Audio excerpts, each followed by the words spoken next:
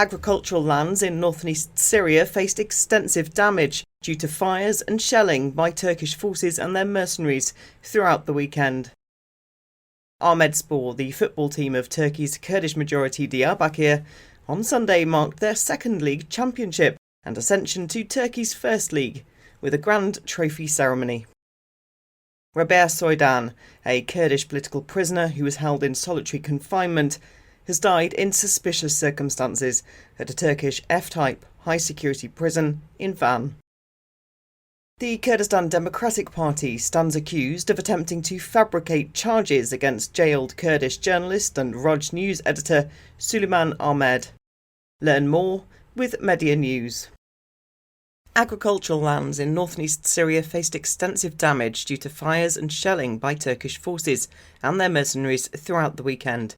The systematic shelling not only destroyed hundreds of acres of crops, but also significantly impacted civilian life in areas close to Turkish-occupied territories. On the 10th of May, mercenaries affiliated to Turkey initiated fires, destroying 200 hectares of agricultural land and approximately 3,000 olive trees near Bambij. A local farmer said, "Fire caught in our agricultural crops due to the Turkish bombing, spreading across several villages. Despite efforts with tractors and firefighting equipment, the flames, fanned by strong winds, destroyed olives, grapes, barley, wheat and lentils." The previous day, the western countryside of Zirgan witnessed similar destruction. Here, mercenaries set fires near the village of Rabiat, directly targeting agricultural crops. Further artillery shelling by Turkish forces targeted the canton of Al-Shaba. Shelling caused fires that reached residential areas, threatening lives and causing material damage. In Tel Kurcha, an inferno of unknown origin destroyed wheat and barley, although local fire brigades managed to extinguish the blaze with community assistance. Ahmedspor, the football team of Turkey's Kurdish-majority Diyarbakir, on Sunday marked their second league championship and accession to Turkey's first league with a grand trophy ceremony, attended by thousands and featuring rich displays of Kurdish cultural performances and political engagement.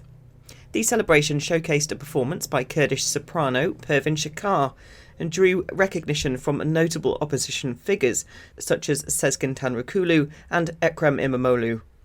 Although Turkish President Recep Tayyip Erdogan extended congratulations to other teams for their promotions, his exclusion of Ahmedspor from these congratulations was conspicuous. Chants from the crowd during the event prompted the club's president to publicly acknowledge imprisoned Kurdish politician Selahattin Demirtas, who has a strong connection not only with the local community but also with Ahmedspor itself, the team of his hometown. Ahmedspor players and fans have been subjected to racist attacks from opposing fans and discriminatory treatment by authorities and other football clubs.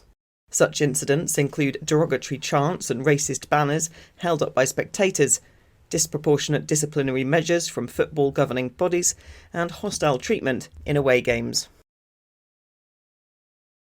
Rabea Soydan, a Kurdish political prisoner who was held in solitary confinement, died in suspicious circumstances at a Turkish high-security prison in Van. The authorities claim he committed suicide on Sunday. Officials informed the prisoner's father in the early hours that his son had hanged himself in his cell. An autopsy was conducted at the university in Van. Soydan was arrested 2 years ago in the Yüksekova district of Hakkari, charged with disrupting the unity and integrity of the state. He was serving a life sentence, with an additional 53 years for related activities. His body has been transported back to Yüksekova, his hometown, for burial, though the transfer was fraught with delays. Hundreds attended Soydan's funeral, including leaders and members of the country's pro-Kurdish Dem Party. The Kurdistan Democratic Party stands accused of attempting to fabricate charges against dissident Kurdish journalist and Roj News editor Suleiman Ahmed, who has been in detention for 202 days as of the 13th of May. This accusation follows his alleged kidnapping and subsequent torture aimed at coercing him into accepting these charges, which he has steadfastly rejected. Suleiman Ahmed was reportedly abducted on the 25th of November 2023 on a border crossing with Syria by masked individuals linked to the Kurdistan Democratic Party.